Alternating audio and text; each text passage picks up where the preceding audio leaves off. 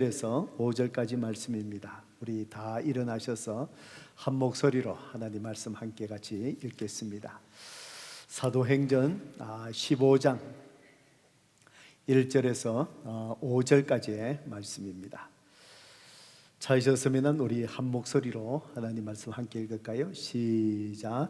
어떤 사람이 유대로부터 내려와서 형제들을 가르치되 너희가 모세의 법대로 할례를 받지 아니하면 능히 구원을 받지 못하리라 하니 바울 및 바나바와 그들 사이에 적지 아니한 다툼과 변론이 일어난지라. 형제들이 이 문제에 대하여 바울과 바나바와 및 그 중에 몇 사람을 예루살렘에 있는 사도와 장로들에게 보내기로 작정하니라. 그들이 교회의 전송을 받고 베니게와 사마리아로 다니며 이방인들이 죽게 돌아온 일을 말하여 형제들을 다 크게 기쁘게 하더라. 예루살렘에 이르러 교회와 사도와 장로들에게 영접을 받고 하나님이 자기들과 함께 계셔 행하신 모든 일을 말하며 바리새파 중에 어떤 믿는 사람들이 일어나 말하되 이방인에게 할례를 행하고 모세의 율법을 지키라 명하는 것이 마땅하다 하니라. 아멘. 우리 말씀을 듣기 전에 성경책을 높이 들고 믿음으로 선포할까요? 시작. 주의 말씀은 내 인생의 빛입니다. 주의 말씀은 내 삶을 변화시키는 능력입니다. 주의 말씀에 내 마음문을 엽니다. 듣고 깨닫고 말씀대로 살겠습니다. 아멘. 믿음대로 될지어다. 예. 오늘 또 주님 앞에 나와 예배드리는 모든 분들 또 환영하고 축복합니다. 우리가 계속해서 사도행전의 이 말씀을 가지고 나도 걸어갈 정인의 발자취라는 주제로 오늘 또 정인의 삶을 살아가는 저와 여러분에게 하나님이 주시는 또 음성을 듣고 있습니다. 오늘은 14번째 말씀인데 오늘 본문은 1절에서 5절까지만 읽었지만 사도행전 15장 전체의 말씀입니다. 예루살렘에서 이제 사도들과 교회의 지도자들이 모여서 중요한 이제 신학적인 이슈를 이제 다루게 되는 그런 모임을 하게 됩니다. 오늘 바로 이 사도행전 15장 바로 예루살렘 공의회 바로 이 모임을 통해서 오늘 저와 여러분에게 하나님이 주시는 주님의 음성이 무엇일까요? 오늘 설교 제목을 저를 따라서 같이 한번 해보십시다. 신앙생활의 두 가지 위험 요소. 한 번 더 해보실까요? 신앙생활의 두 가지 위험 요소. 예, 그렇습니다. 우리가 신앙생활 이렇게 열심으로 잘 해 나가다 보면은 신앙생활의 본질을 벗어날 때가 많이 있습니다. 예, 그러다 보면은 또 본인의 신앙생활도 다른 사람에게 덕을 끼치지 못하지만 그런 사람들로 구성된 또 공동체가 공동체의 본질을 벗어나게 되는 경우가 참 많이 있습니다. 오늘날 또 많은 교회가 또 상처가 있고 또 교회가 교회답지 못한 이런 모습들 이런 이야기들을 우리가 많이 듣고 또 가까이에서 보게 됩니다. 이 모든 것들이 왜 그러냐? 우리가 신앙생활의 본질을 벗어나기 때문에 그렇습니다. 오늘 이 말씀을 통해서 저와 여러분에게 하나님께서 이런 본질을 벗어나기 않기 위해서 우리가 항상 깨어 있어야 되고 조심해야 될 신앙생활의 위험한 요소들이 무엇인가에 대해서 오늘 주님께서 저와 여러분에게 말씀해 주고 계십니다. 저에게도 마찬가지입니다. 저는 담임 목사로서 여러분을 섬기고 이 교회를 또 섬겨 나가면서 항상 제 자신도 목회의 본질에서 벗어나지 않아야 하고 또 벗어나게 만드는 위험 요소들이 제 주위에도 항상 있습니다. 그 중에 하나는 우리 성도님들이 저를 사랑하시고 또 저를 존경해 주시는데, 그럴 때일수록 성도님들을 저를 바라보게 하는 것이 아니라 성도님들을 오직 예수 그리스도를 바라보게 그렇게 이끌어야 합니다. 저도 사람이다 보니까 칭찬받으면 우쭐합니다. 그리고 성도들이 저에게 초점을 맞추고 저를 바라보면은 I am somebody 이러면서 목사가 우쭐해질 수 있습니다. 그러면은 위험합니다. 목사도 넘어지고 교회 성도들도 신앙의 본질을 벗어나서 어려운 가운데 빠지게 됩니다. 저는 한국교회에 나가서 예배를 이렇게 드리다 보면은 한국교회 분위기, 저는 한국에 목회를 하지 않아서 미국에서 신학을 하고 미국 목회를 했기 때문에 조금 나가면은 분위기가 참 어색합니다. 그래서 때로는 우리 한국교회 목사님을 만나서 다 그런 것은 아니지만 얘기 나누어 보면은 성도들로 하여금 예수님에게 초점을 맞추게끔 바라보게 하지 못하구나라는 그런 생각 때문에 마음에 불편할 때가 있습니다. 제 조카 사위가 서울에 있는 강남에 있는 거기에서 부목사로 사역을 하고 있습니다. 몇 년 전에 안식 때 제가 가서 같이 생활하고 교제하고 그러면서 강남이니까 어떻습니까? 최고 부자들이 산다라는 그런 동네 아니겠습니까? 교회가 거기에 있다 보니까 아마 성도님들의 수준도 세상적인 수준이 있지요. 수준도 높을 수밖에 없습니다. 그러면서 참 교역자들을 참 잘 섬기는 것 같아요. 참 잘 섬기는데 또 과일을 선물하더라도 강남이다 보니까 이 과일의 수준이 높습니다. 수준이 높고 그걸 제가 잠깐 있으면서 이렇게 바라보다가 제가 제 사위 목사에게 제가 떠나오면서 조심스럽게 충고했습니다.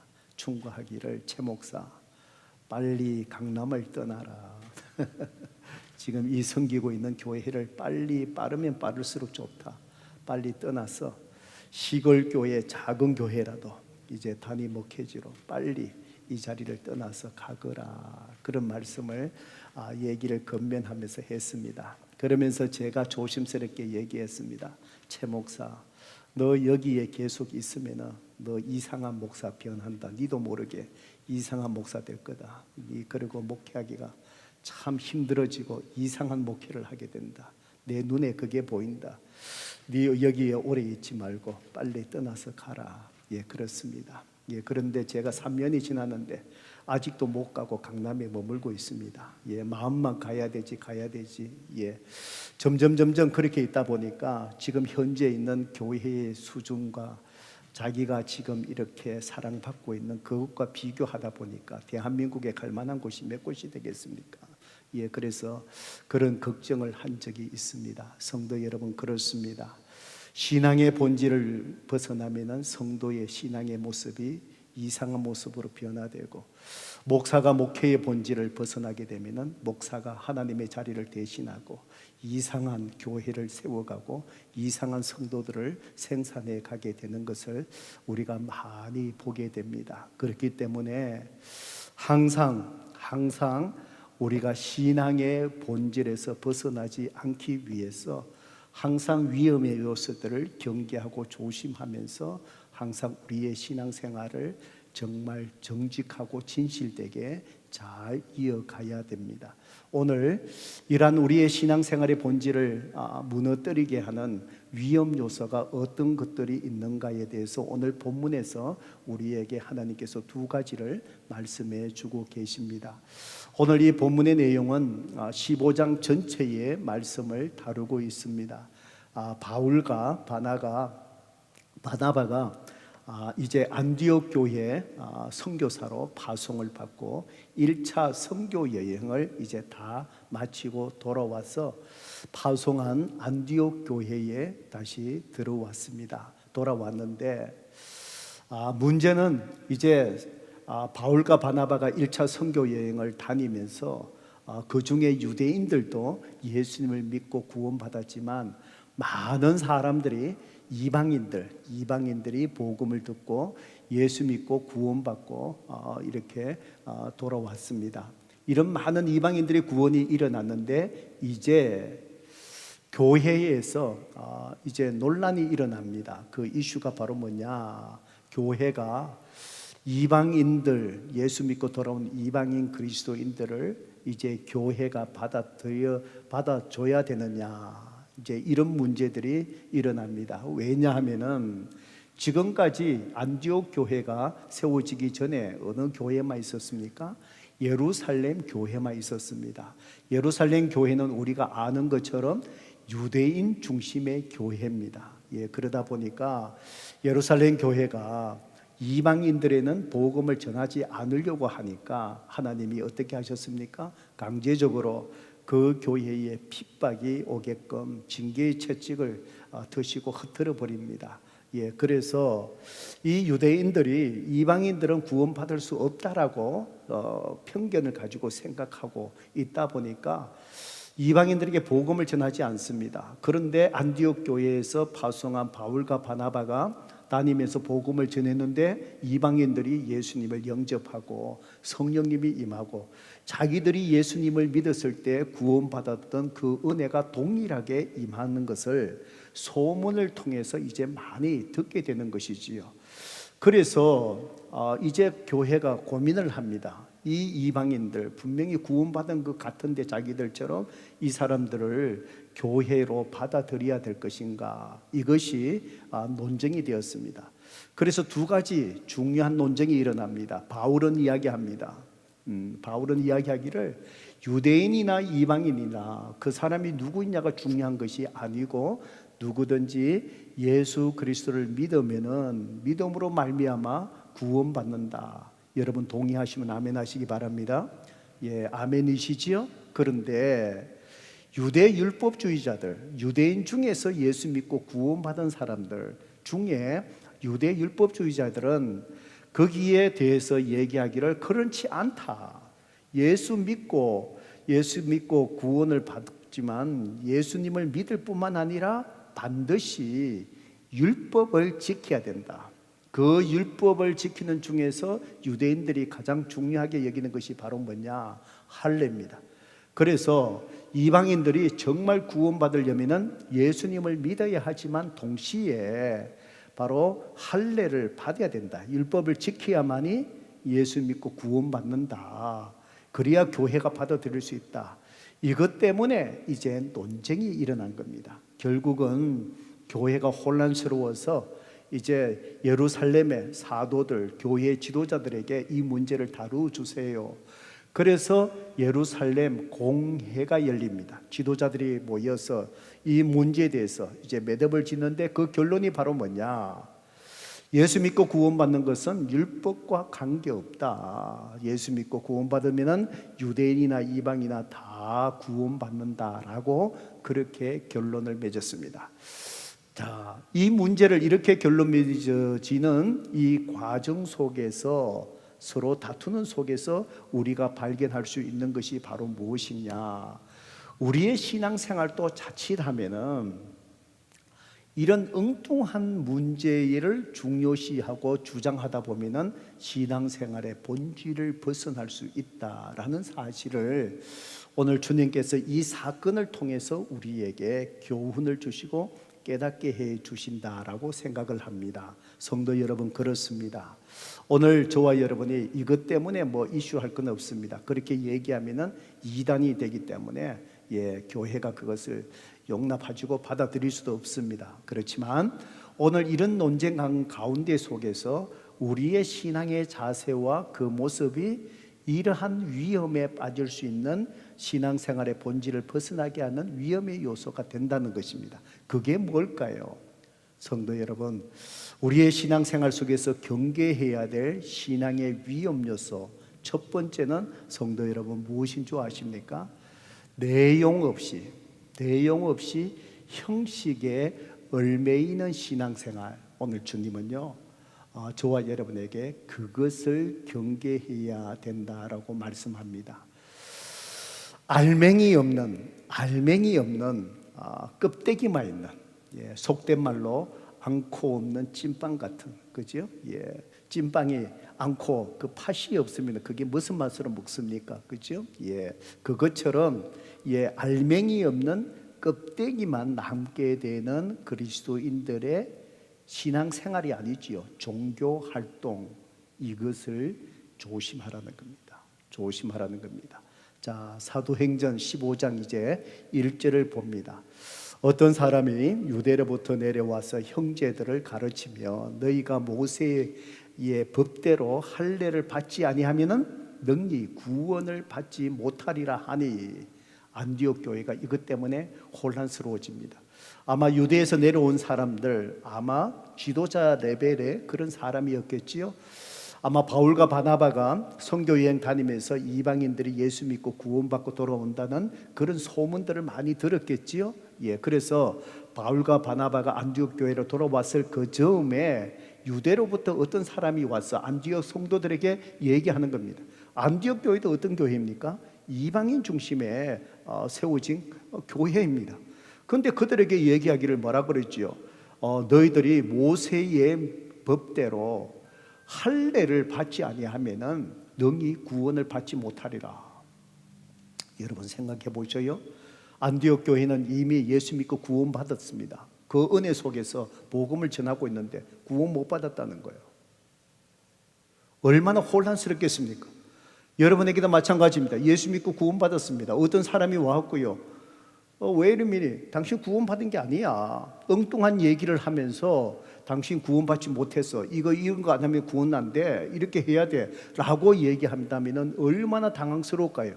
거기에다가 기가 솔깃해갖고요, 어떤 사람들이 거기에 빠져갖고 교회 안에서도 여러 사람에게 그렇게 막 얘기하고 다닌다. 그래 보세요. 아마 안디옥 교회가 얼마나 혼란스러운지 우리가 아마 짐작이 갈 겁니다. 이런 일들이 지금 안디옥 교회에 일어나는 거예요. 왜 이런 일들이 일어났을까요? 왜 이 사람들은 모세의 법대로 할례를 받지 않으면 구원받지 못한다라고 이 할례를 그렇게 중요시할까요? 무엇이 문제일까요? 성도 여러분, 그러기 위해서 할례가 무엇인가, 어떤 의미를 가지고 있는가에 대해서 우리가 정확하게 이해를 할 필요가 있습니다. 할례를, 하나님께서 할례를 행하라라고 하신 말씀이 창세기 17장에 나옵니다. 이 할례의 의미가 바로 뭐냐, 유대인들이 남자아이들이 태어나면 8일 만에 뭘 하지요? 표피를 이제 잘라냅니다. 서컴사이즈를 이렇게 합니다. 그걸 다 하라는 거예요. 하나님이 그걸 하라라고 하신 이유가 바로 뭐냐, 하나님께서 아브라함을 창세기 12장에서 부르셨습니다. 하나님께서 아브라함을 왜 부르셨습니까? 지시할 땅으로 가라. 너로 하여금 큰 민족을 이루게 하겠다. 그 민족으로 성취하게 하신 사람들이 누구지요? 이스라엘 민족이잖아요. 유대 민족이잖아요. 하나님께서 그렇게 말씀하셨어요. 그렇게 말씀하시고 바로 너로 하여금 큰 민족을 이루고 너가 지시할 땅, 그게 바로 뭐죠? 가나안 땅, 기름진 땅을 거기서 머물며 살게 하겠다. 그렇게 하신 이유가 바로 뭐지요? 하나님께서 아브라함에게 너로 하여금 복의 근원, 축복의 통로자로 삼기 위해서다. 그 얘기합니다. 우리가 잘 아는 것처럼 아브라함에게 말씀하신 축복의 통로로 너로 인하여 모든 사람이 복을 받게 될 것이다. 그 사람들을 누구를 얘기합니까? 아브라함의 후손을 통해서 하나님은 우리를 구원하시기 위해서 누구를 보내신다는 거예요? 메시아, 예수 그리스도를 보내시겠다는 것이지요. 그래서 이스라엘 민족을 부른 것은 그들을 구원받은 자로 부르신 것이 아니고 하나님께서 이 아브라함의 후손들을 사용하시겠다는 거예요. 어떤 통로로 사용하시겠다고요? 메시아 예수 그리스도를 오심을 통해서 예수님을 믿는 자마다 모든 사람들, 그 사람들이 유대인이든 이방인이든 인종의 컬러가 어떻든 예수 그리스도를 믿음을 통해서 모든 사람이 구원받는 축복과 은혜를 누리게 하겠다. 그래서 내가 아브라함 너를 불렀고 너를 통해서 큰 민족을 이루게 하시겠다라고 하나님이 아브라함과 뭐를 맺으신 거예요? 언약을 맺으신 거예요. 약속을 하신 거예요. 언약을 맺으신 거예요. 그러니까 이스라엘 민족은, 아브라함과 이스라엘 민족은 하나님과의 관계 속에서 언약의 백성이에요. 그래서 너와 나 사이에, 이 민족 사이에 이렇게 하나님의 구원을 이루어가기 위해서 언약을 맺은 백성이다 라는 표시로, 성도 여러분, 여러분들이 누군가 계약하면 컨트랙트 페이퍼에 사인하잖아요. 그 컨트랙트 보고 보세요, 이래들 해야 됩니다, 왜 이행하지 않습니까? 그러잖아요. 그러니까 하나님이 이런 언약을 하셨다라는 징표, 사인으로서 뭘 하라 그런 거예요? 할례를 행하라는 거예요. 그래서 이스라엘 백성들은 아이를 갖다가 태어났을 때 남자아이를 갖다가 설컴사이즈 할례를 행하면서 뭘 기억하는 거예요? 우리가 하나님과 이 언약을 맺은 백성이다.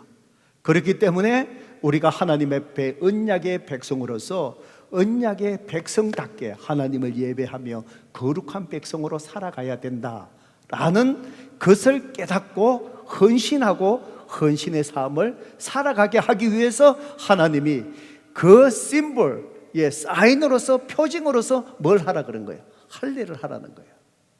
자, 성도 여러분, 잘 생각하셔요.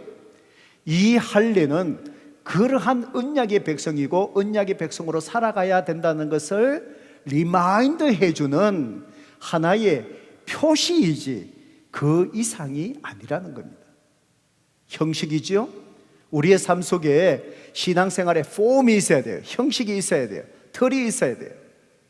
그리고는 그 틀이 있어야 되는 이유가 바로 뭐지요? 내용을 담기 위해서 그 형식, 폼이 있는 것이죠. 여러분 보셔요. 제가 여기에 물컵이 있습니다. 이게 제가 누구인데 선물을 받은지 모르지만 패스터 그리고 이렇게 주셨는데, 저는 이 갖고 있다 더 좋은 거 있으면 버리고 이걸 사용하는데, 제가 전에 가지고 있었던 좋은 것들이 있었는데 밀려갖고 제가 지금 이걸 사용을 합니다. 아주 예쁘고 정말 좋아합니다. 뒤에 성경 구절도 이렇게 적혀 있고요. 그런데 이 그릇이 예쁘고 좋은 것이지만 이 그릇 자체가 아니고 더 중요한 것은 바로 뭘까요? 이 속에 담는 내용, 물이 중요한 것이지요. 그릇이 아무리 예쁘다 할지라도, 뭐가 예쁘다 할지라도 이 안에 마실 수 없는 물이 담겨져 있다면 이게 무슨 소용이 있어요? 이 머그는 보는 것도 중요하지만 보는 것보다도 내용을 담기 위해서 있는 거란 말이에요. 그렇습니다. 할례라는 이 의식은 바로 뭐지요? 바로 내용을 담고 있는 폼, 그릇이에요. 그러니까 그 내용은 바로 뭐지요? 이스라엘 백성들이 할례를 통해서 바로 뭐죠? 내용은 우리가 하나님과 이런 언약의 백성이고 이런 언약을 이루어가기 위한 우리를 사용하시는데, 우리는 언약의 백성으로서 우리가 언약의 백성답게 거룩한 삶을 살아가야 된다. 오히려 이 폼도 있어야 되지만 이 폼보다도 더 중요한 것이 바로 뭐지요? 내용이지요. 그렇게 살고자 하는 것이지. 그런데 유대로부터 이 내려와서 당신들이 구원받으려면 할례를 받지 않으면 능히 구원을 받지 못한다. 이 사람들은 바로 뭐예요? 내용, 할례 속에 담겨져 있는 내용, 하나님의 언약의 백성으로 거룩하게 살아가야 되는 거기에 초점을 맞춘 것이 아니라 이 사람들은 다 어디에 초점을 맞추고 있는 거예요? 할례라는 이 폼, 형식에 맞춰져 있는 거예요. 성도 여러분, 무슨 말인지 아십니까? 형식이 아닌 우리의 신앙생활은 어디에 맞춰져야 된다고요? 내용에 맞춰져야 됩니다. 내용을 잃어버린 형식에 얽매이는 신앙생활을 하면은 신앙인이 아니라 그 사람은요, 형식에 얽매인 종교인이 된다는 것입니다. 우리는 이것을 경계해야 됩니다. 어떤 분들 차에 이렇게 보면은 백미러 거기에 보면은 십자가를 이렇게 달아놓으신 분들 계셔요. 혹시나 달아놓으신 분들 오해 없이 들으세요. 그게 다 잘못됐다는 것이 아니고, 이 십자가를 달아놓고 어떤 사람은 그렇게 생각합니다. 단 이유가, 사람마다 이유가 다 다르겠죠. 많은 경우에 십자가를 다뤄놓는 거 왜 다뤄놓습니까? 십자가를 다뤄놓으면 운전할 때 이 십자가가 안전하게 나를 지켜주겠지. 하나님이 나를 안전하게 지켜주겠지. 이 십자가, 그러니까 이 형식에 얽매여져 있으면 안 된다는 거예요. 십자가를 다는 거, 다뤄도 괜찮아요. 좋아요. 십자가 달면 좋지요. 그렇지만 이 형식, 십자가 그 자체가 아니라 그 내용이 바로 뭐지요? 나를 구원하시고 주인 되신 주님이 이 차에 동행하셔서 주님이 나를 지켜주시고 나를 보호하여 주시고 나를 선한 길로 인도해 주시리라는 그 믿음, 그것이 중요하지요. 만약에 그 믿음 없이 십자가를 다뤄놓고 십자가 자체가 나를 어떻게 해줄 거라고 생각한다면 그거는 미신이지요. 그거는 십자가가 미신이지요. 그것이 우상이지요. 내용이 아닌 형식에 얽매이지 말라는 겁니다. 우리 자매님들 목걸이에 십자가 목걸이 많이 다시지요. 여러분, 아름다움을 위해서 십자가를만 단다면은 그것은 형식에 얽매이는 것입니다. 아름다움도 있지만 더 중요한 것은 바로 뭘까요? 십자가의 내용이에요. 그 내용이 바로 뭐지요? 내 가슴에 목걸이에 달면서 하나님, 내 심정이 십자가 사랑의 심정이 내 심령 속에 심어지게 하옵소서. 십자가를 달고 다니면서 하나님, 이 십자가의 그리스도의 사랑이 나를 통해서 사람들에게 흘러가게 하옵소서. 형식이 아니라 성도 여러분, 내용에 초점이 맞추어지시기를 주님의 이름으로 축복합니다. 오늘 우리의 예배도 성도 여러분 마찬가지입니다. 여러분, 주부를 매주 받아보시지요? 예배에 드리는 형식이 있습니다. 그 형식이 바로 무엇입니까? 다 일어나셔서 기원을 합니다. 그리고 경배와 찬양을 드립니다. 그리고 하나님 앞에 기도합니다. 지금처럼 하나님 말씀을 듣습니다. 말씀을 듣고 나면 헌신할 결단합니다. 예물을 드리면서 하나님 앞에 헌신과 함께 우리의 예물을 하나님 앞에 올려드립니다. 그리고는 하나님 앞에 축복받으며 이 세상을 향해서 나아갑니다. 예배의 순서에 바로 형식이 있습니다. 그런데 우리가 그 의미를 깨닫지 못하고 순서에 따라 형식에 간다면 여러분이 드리는 예배는 형식에 치우친 거예요. 예배의 모습만 갖춘 거예요. 그보다도 더 중요한 것, 하나님 앞에 드리는 형식, 예배의 순서가 있어야 되지만 그보다 더 중요한 것이 바로 뭘까요? 그 형식 속에 담고 있는 의미를 여러분이 기억하시고 예배를 드려야 된다는 거예요. 여러분이 예배 드리기 위해서 일찍 오십니다. 준비를 합니다. 이제는 제가 올라와서 다 일어납니다. 기원성을 합니다. 완전하신 하나님, 그 기원할 때 그 기원의 의미가 무엇인 줄 아십니까? 영이신 하나님, 우리 가운데 임하시고 우리의 예배를 받아 주옵소서. 기원을 하는 겁니다. 그 예배를 하나님께서 기뻐 받아 주시기 위해서 제가 여러분을 예배를 인도하면서 회개하고 참여하게끔 기도합니다. 왜 그렇습니까?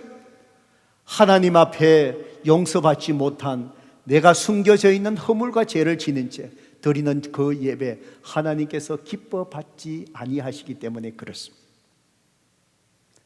바로 기원하며 우리 가운데 임하신 하나님, 그때 여러분 생각해야 됩니다.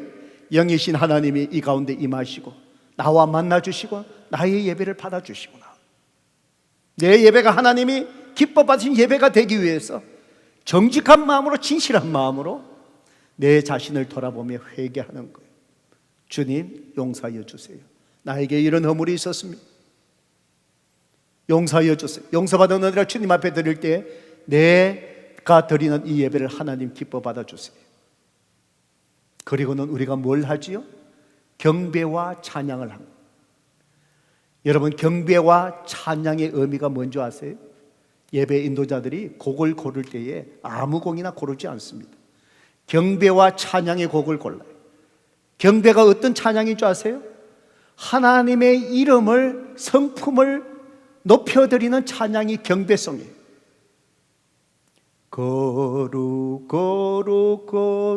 거룩하신 하나님. 하나님의 거룩하심을 찬양하는 거예요. 경배성을 하는 거예요. 하나님의 거룩한 이름을 찬양하는 거예요. 경배와 찬양, 그 다음에 그 찬양이 무엇인 줄 아십니까? 하나님이 우리에게 행하신 일을 하나님 앞에 영광 돌리는 찬양이에요. 곡을 고를 때 아무 곡이나 고른 것이 아니에요. 아무 곡이나 고른 것이 아니에요. 하나님을 경배하는 송, 하나님의 성품을 올려드리는 송, 하나님이 우리에게 행하신 일을 기억하고 감사와 영광을 올리는 찬양, 우리 가운데 임하신 그 하나님 앞에 경배와 찬양을 올려드립니다. 그리고는 하나님께서 우리에게 말씀하시는 하나님의 음성을 듣는 겁니다. 지금 이 시간이 저를 통해서 성령께서 주님이 말씀하시는 음성을 듣습니다. 음성을 듣고 나면은 우리가 하나님의 말씀 그 음성에 뭐 해야 되죠? 반응을 해야 됩니다. 그 반응이 바로 뭘까요? 말씀을 듣고 나면 그 말씀에 순종하게끔, 결단하게끔 여러분을 인도합니다. 그리고 하나님의 은혜에 감사해서 예물로 하나님 앞에 올려드립니다. 그래서 헌금 순서가 바로 말씀 다음에 이어지는 이유가 바로 거기에 있습니다. 그리고는 이 세상을 향하여 나아가기 전에 하나님께서 우리를 축복해 주시고 그 축복 은혜 속에 세상을 향하여 정인의 삶으로 나가게 되는 것이지. 그래서 성도 여러분, 예배 가운데 우리 순서에 보면은 강구가 어디에 있습니까? 예배 다 끝나고 강구가 있습니다. 왜요? 강구는 하나님 앞에 드리는 예배가 아니기 때문에 그렇습니다. 그래서 요한복음 4장 23절에 보셔요. 우리가 같이 한번 읽어볼까요? 읽어봅니다. 시작. 아버지께 참되게 예배하는 자들 영과 진리로 예배할 때가 오나니 곧 이때라. 아버지께서는 자기에게 이렇게 예배하는 자들을 찾으시니라. 사마리아 가나의 우물가에서, 수가의 우물가에서 한 여인과 주님이 대화를 나누시죠. 그 여인이 주님에게 질문합니다. 우리 조상들은 이 그리스 심산, 남과 북으로 갈려진 그 역사 속에서 예루살렘으로 가지 않고 이 그리스 심산에서 예배를 드리는데 우리가 이것이 맞습니까? 당신은 어떻게 생각하십니까? 그때 주님이 주신 말씀이 이거예요. 아버지께 참되게 예배하는 자들은 무엇으로 예배할 때가 온다고요? 영과 진리로 예배 드리는데 하나님은 어떤 예배자를 찾으신다고요? 영과 진리로 예배 드린 자를 찾으신대요. 오늘 우리가 드리는 모든 예배가 하나님이 다 모든 사람의 예배를 받으신 거 아시네요. 영과 진리로 예배 드린 자를 찾으세요. 영과 진리로 드리는 예배가 뭘까요? 영으로 드리는 예배, 영이신 하나님이 저와 여러분이 영으로 드리는 예배자를 찾으신다. 영으로 드리는 예배가 무엇이냐? 영이신 하나님은요, 예배 드리는 자의 마음의 중심을 보신다는 겁니다.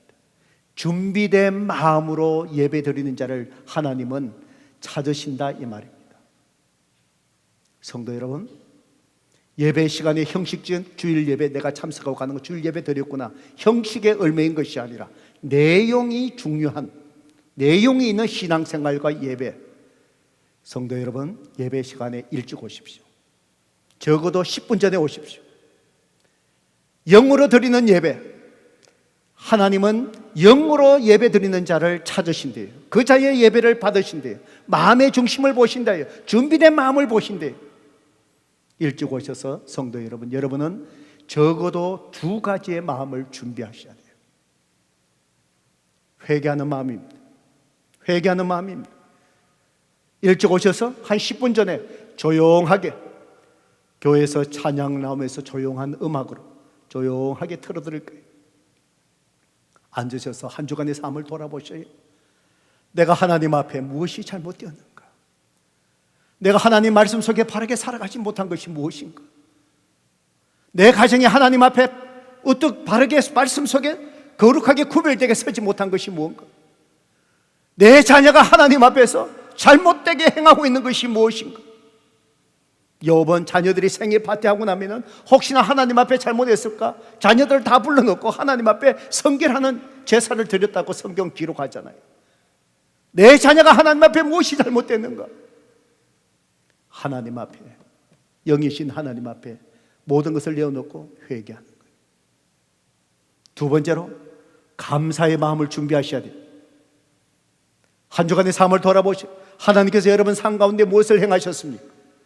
어떻게 하나님이 여러분과 함께 하셨습니까? 하나하나 헤아리면서 하나님 이렇게 내 삶을 인도해 주셨군요. 내 삶이 이렇게 어려웠을 때 하나님이 이렇게 위로해 주셨군요. 이 어려움 속에서 하나님은 나를 이렇게 깨닫게 해주시고 나가 감금당할 수 있게끔 나를 붙들어 주셨군요. 하나하나 하나님이 행하신 일을 기억하며 감사하는 마음, 그 마음을 준비한 것. 회개하는 마음과 감사하는 마음으로 드리는 예배자를 하나님은 어떻게 한다고요? 찾으신다.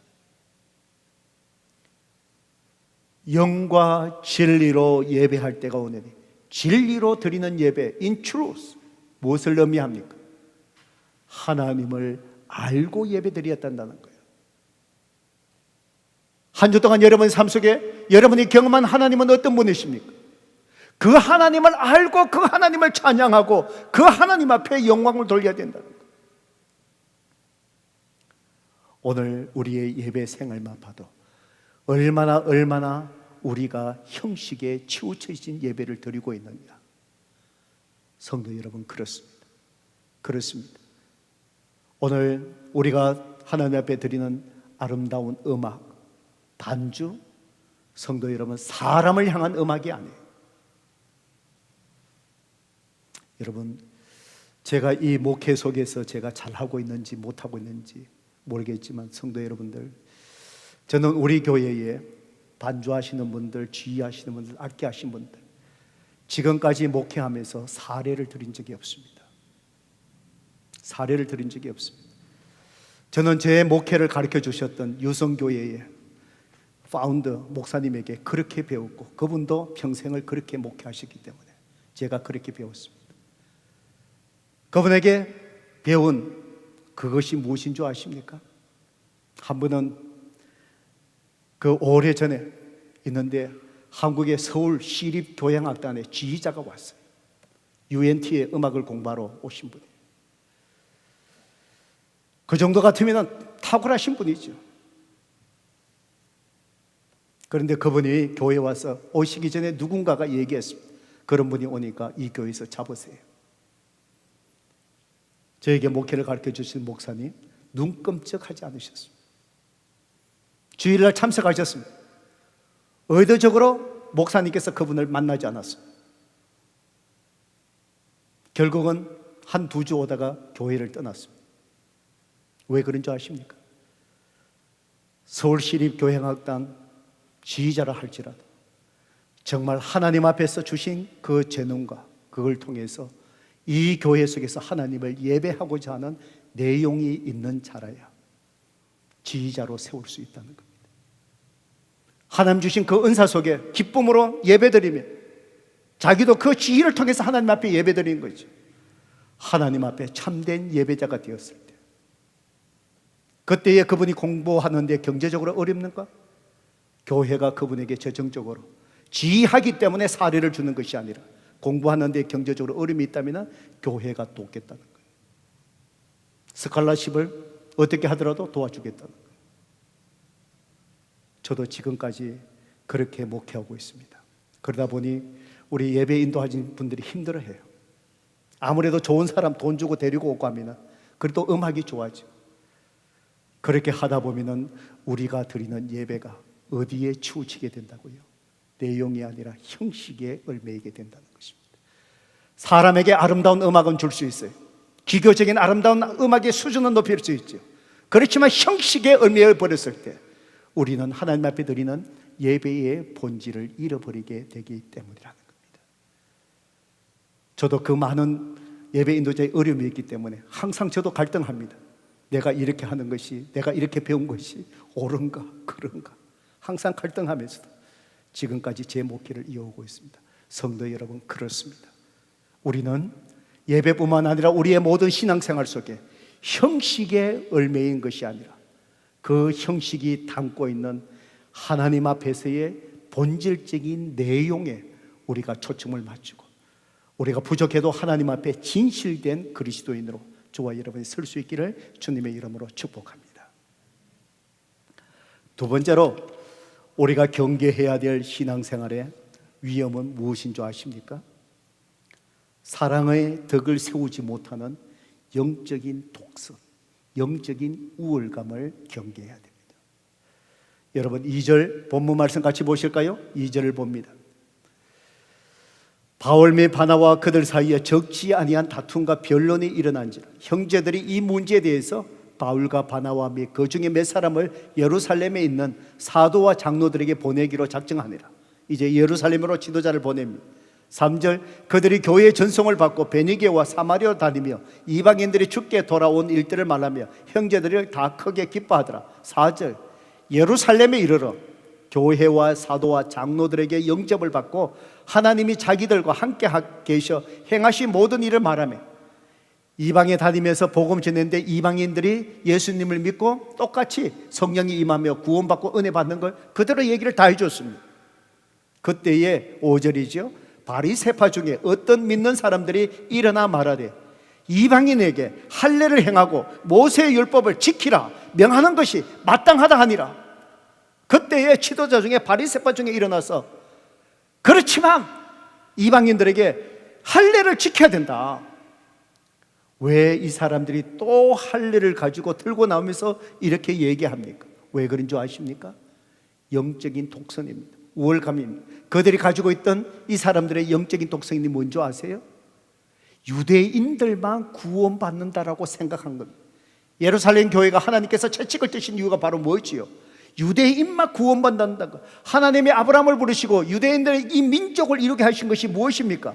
그들을 구원하기 위한 것이 아니라 모든 사람을 구원받게 할 메시아를 보낼 통로자로 사용하신 것밖에 없어요. 유대인이 구원받는 거 아니잖아요. 그리고 이 사람들은 착각을 하는 거예요. 그 독선이 있는 거예요.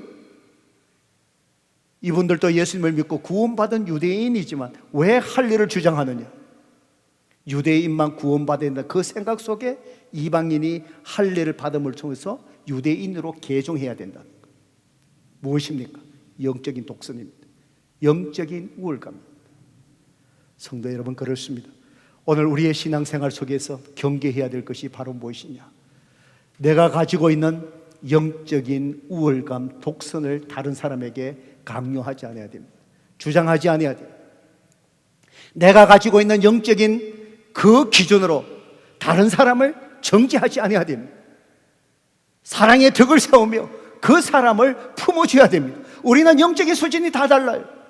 이제 금방 예수 믿는 사람, 이제는 많은 성경 공부를 하면서 영적으로 깊어진 사람, 우리가 영적으로 깊어졌을 때에 영적으로 어린 사람을 향하여 내가 가지고 있는 신앙의 기준으로 그 사람들을 정죄하지 않아야 됩니다. 어떤 책을 보다 보니까 옛날에 이런 이야기가 있었습니다. 어떤 사람이 목사님을 통해서 예수님을 믿었습니다. 예수님을 믿고 구원받았지만 신앙생활이 무엇인지, 교회 생활이 무엇인지 그걸 전혀 알지 못하잖아요. 그런데 자기가 예수님을 믿고 나니까 너무너무 감사한 거예요. 목사님에게 뭔가 인사를 해야 되겠는데 자기에게 이 복음을 예수 믿게 하고 새로운 삶을 살게 하신가 너무나 감사하니까. 그래서 목사님에게 선물을 드리려고요, 목사님 댁을 방문하며 선물을 사가 왔습니다.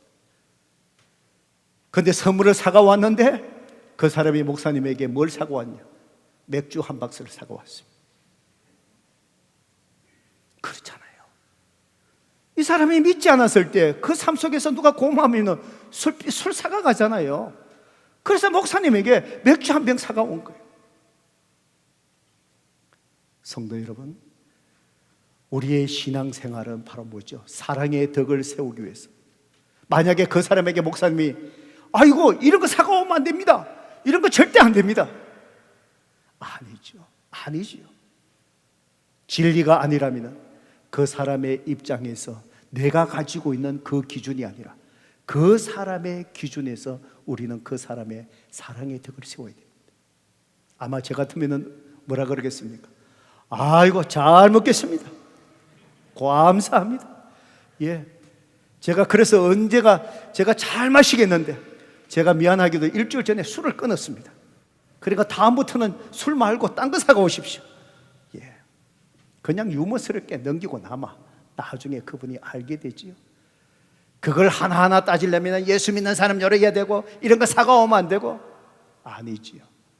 성도 여러분, 우리는 그런 영적인 독성과 우울감 거기에 빠지지 않도록 조심하셔야 됩니다.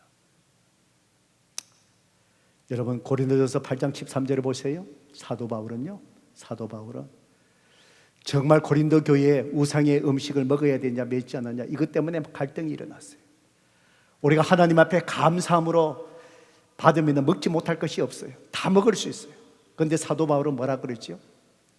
만약에 이 음식이 내 형제를 실족게 한다면 나는 영원히 뭐 하지 않겠다고요? 고기 먹지 않겠다고요. 사도 바울이요, 우상에 드려진 제물 믿음으로 먹을 수 있는 누구보다도 믿음이 있잖아요. 그런데 이것 때문에 믿음이 연약한 지체가 실족하고 시험 들게 된답니다. 내가 먹을 수 있는 이거라 할지라도 뭐 하지 않겠다고요?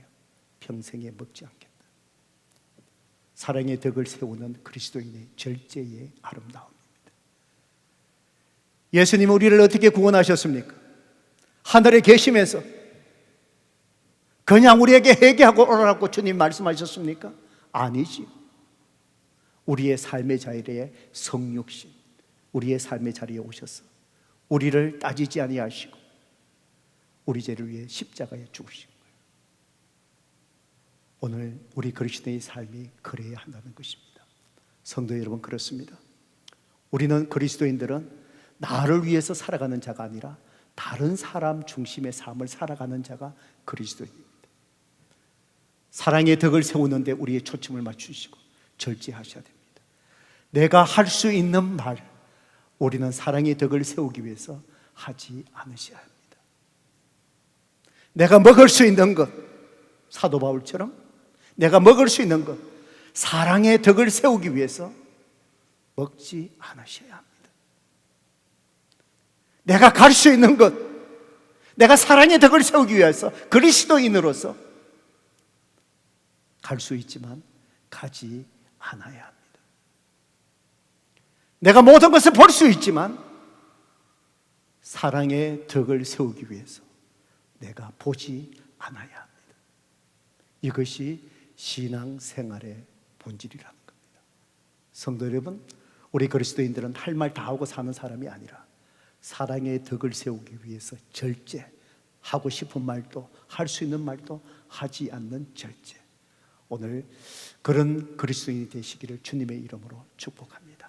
그럴 때 우리의 삶을 통해서 오직 예수만 드러나는 그런 그리스도인이 될 줄로 믿습니다. 반주한 동안 우리 기도하십시다.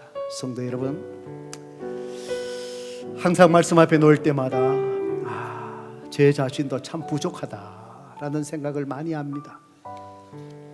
때로는 제 삶을 한 주간 돌아보면 절제하지 못해서 사랑의 덕을 세우지 못한 은혜의 생활들, 내 행동들, 다른 사람을 배려하지 못한 삶들 저에게도 있습니다. 또 내용 없이 형식의 얽매임이 있습니다. 억질로 내가 담임 목사니까 억질로 해야 되고, 책임감 속에 억질로 해야 되고, 우리에게 다 이런 부족한 모습이 있습니다. 오늘 주님께서 그런 부족함을 다시 한번 깨닫고 다시 한번 주님 앞에 헌신하고 형식이 아니라 내용 있는 알맹이 있는 신앙생활하고 내 자신의 기준 속에서 영적인 독선을 드러내는 것이 아니라 다른 사람들에게 사랑의 덕을 세우기 위해 할 말 하지 않고 먹을 거 먹지 않고 가질 거 가지지 않고 좋은 자리에 앉을 거 양보하고 자존심 상해도 내가 종처럼 엎드리며 그것이 나를 따라가는 삶이다. 십자가의 삶이다. 주님 그렇게 말씀합니다. 오늘 주님께서 저와 여러분에게 우리의 헐물과 잘못을 드러낸 것이 있습니까? 피하지 마시고 우리가 회개하십시다. 주님 그렇습니다. 제가 이렇네요. 주님 용서해 주세요. 그리고 오늘 이 말씀대로 우리가 그 삶을 살아갈 수 있도록 주님 도와주세요. 이 시간 회개와 결단의 기도를 드리십시다. 기도하십시다. 기도하겠습니다. 아버지 말씀 앞에 놓을 때마다 우리의 신앙생활에 참 부족한 점을 발견하게 됩니다. 정말 진실되게 내용을 생각하지 않고 형식적으로 예배드리고 형식적으로 섬기고 형식적으로 사람을 대하고 형식적으로 사랑하고 우리의 삶 속에 정말 가식이 많았습니다. 위선이 많았습니다. 하나님 우리를 진실되게 하여 주시고 정말 하나님 앞에 예배드릴 때 진실된 마음으로 신령과 진정으로 하나님 앞에 예배드리는 참된 그리스도인 되게 하시고 오늘도 우리의 삶 속에 내가 드러나지 아니하면 그리스도인의 삶이 다른 사람을 위한 삶이라고 하시는 아버지 하나님, 내가 사랑의 덕을 세우기 위해서 내 자신을 절제하고 할 말 하지 않고 주장할 걸 주장하지 않고 가질 걸 가지지 않고 내 권리 취하지 않고 오히려 내가 취할 수 있는 권리 양보해 주고 오늘도 하나님 사랑의 덕을 세우는 진실된 그리스도인 세워지게 하여 주셨습니다. 정말 하나님 보시기에 기뻐하고 하나님 보시기에 아름다운 가정 되게 하시고 우리 교회가 이 지역사회 속에서 정말 건강한 그리스도인 건강한 교회로 계속해서 세움받을 수 있도록 하나님 우리를 인도하여 주시옵소서. 오 주여 하나님 감사합니다. 예수 그리스도의 이름으로 간절히 기도드리옵나이다. 아멘.